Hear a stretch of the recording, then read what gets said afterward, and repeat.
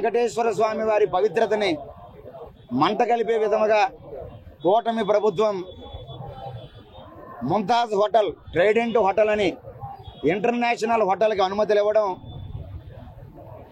ఇది హిందువుల మనోభావాలని వేలాది సంవత్సరాల నుంచి ఆ వెంకటేశ్వర స్వామి ముంతాజ్ హోటల్ నిర్మాణానికి అనుమతులు కూటమి ప్రభుత్వం ఇవ్వడం ఇది చాలా భరించరానటువంటి చాలా చాలా బాధాకరమైన విషయం.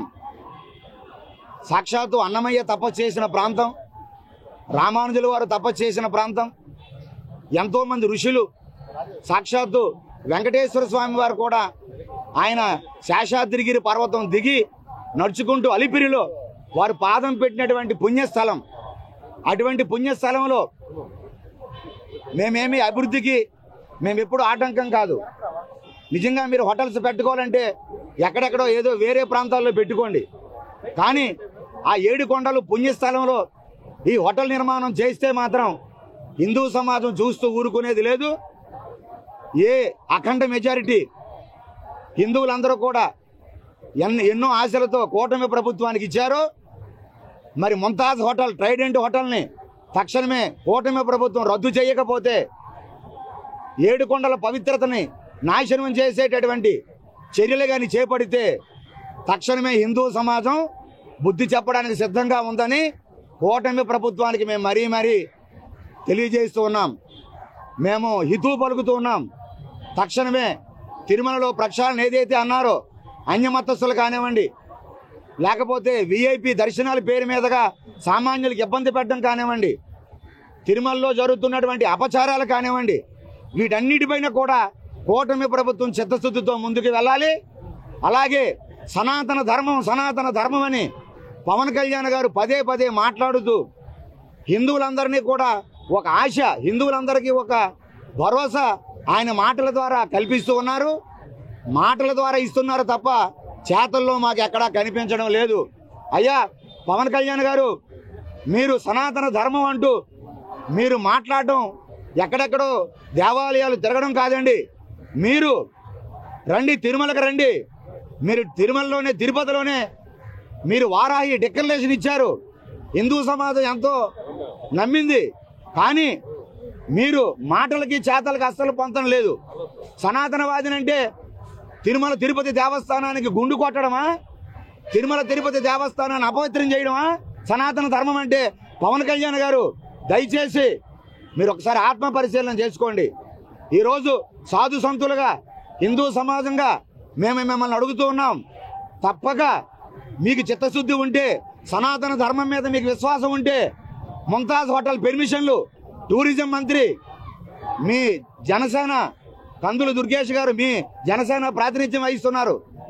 మీకు చిత్తశుద్ధి ఉంటే తక్షణమే ముంతాజ్ హోటల్ పెర్మిషన్ రద్దు చేయండి. సనాతన ధర్మానికి, వెంకటేశ్వర స్వామికి మాకు విశ్వాసం ఉన్నది అని ప్రకటించుకోండి.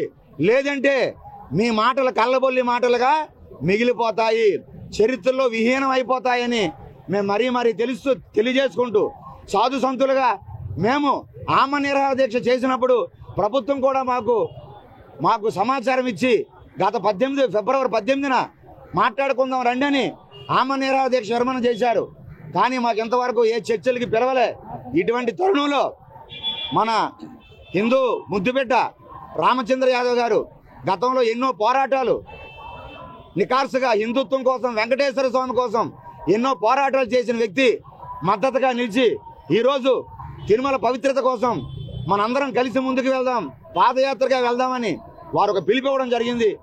వారికి దీవెనలు అందిస్తూ సాధు సంతులందరూ కూడా వారి వెనక ఉంటూ తప్పక వారు చేసే ప్రతి కార్యక్రమానికి, వెంకటేశ్వర స్వామి పవిత్రతను కాపాడే ప్రతి విషయంలో కూడా సాధు పరిషత్ వారికి అండదండలుగా ఉంటుందని ఈ సందర్భంగా మేము మరీ తెలియజేసుకుంటున్నాం.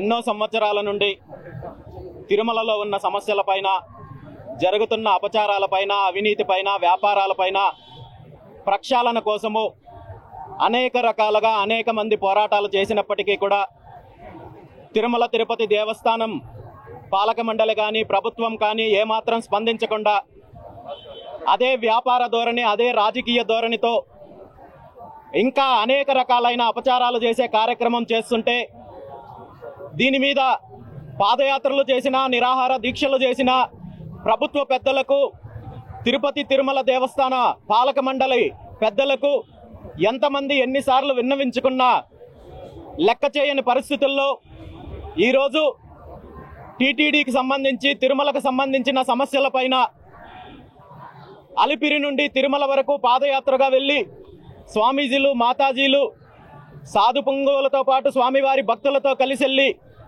నేరుగా స్వామివారికే విన్నవించుకునే కార్యక్రమాన్ని మొదలుపెట్టాము. ఈ కార్యక్రమంలో ప్రధాన అంశాలు: ఒకటి, స్వామివారి పాదాల చెంత ఉన్న అలిపిరికి సంబంధించి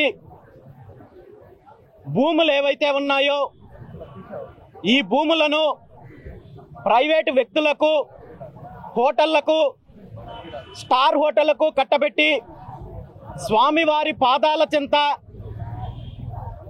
ఏదైతే ధార్మికానికి విరుద్ధమైన కార్యక్రమాలు చేసే ప్రక్రియను మొదలుపెట్టారో దానిని వెంటనే రద్దు చేసుకొని, ముఖ్యంగా జీవో నంబర్ 24 ద్వారా ముంతాజ్ హోటల్ అనే ఒక వ్యాపార సంస్థకు స్వామివారి పాదాల చెంత ఉన్న భూమిని అప్పచెప్పి ప్రభుత్వం తీసుకున్న నిర్ణయాన్ని వెంటనే రద్దు చేయాలని చెప్పి డిమాండ్ చేస్తున్నాము. ఎందుకంటే ఈ ప్రాంతం అంతా కూడా తిరుమల దివ్యక్షేత్రం పరిధిలో ఉంటుందని చెప్పి 2007లోనే ప్రభుత్వం జీవో ఇచ్చినప్పటికీ కూడా ఇక్కడ మళ్ళీ వ్యాపారాలు చేయడానికి, హోటల్స్ నిర్మించడానికి, మసాజ్ సెంటర్లు నిర్మించడానికి అనుమతులు ఇచ్చారంటే తిరుమల తిరుపతి దేవస్థానం విషయంలో ప్రభుత్వానికి ఉన్న చిత్తశుద్ధి అంటే మనకు అర్థమవుతోంది. దీని మీద ఎన్ని పోరాటాలు చేసినా ప్రభుత్వం ముందుకెళ్లే కార్యక్రమం చేస్తుంది తప్ప ఏమాత్రం పట్టించుకునే పరిస్థితి లేదు. ఖచ్చితంగా ఈ కార్యక్రమము, ఈ నిర్ణయాన్ని రద్దు చేసుకోవాలని చెప్పి ఈ సందర్భంగా చంద్రబాబు నాయుడు గారి ప్రభుత్వాన్ని డిమాండ్ చేస్తున్నాము. ఇక్కడ స్వామివారి పాదాల చెంత ఉన్న స్థలంలో లక్షలాదిగా, కోట్లాదిగా స్వామివారి దర్శనానికి ప్రపంచవ్యాప్తంగా వచ్చే భక్తులకు కావాల్సిన సౌకర్యాలు ఏర్పాటు చేయండి, వసతి ఏర్పాటు చేయండి. పర్వదినాలలో భక్తులకు కావాల్సిన ఏర్పాట్లు ఏవైతే ఉన్నాయో వాటికి సంబంధించి ఏర్పాట్లు చేసే కార్యక్రమం చేయండి.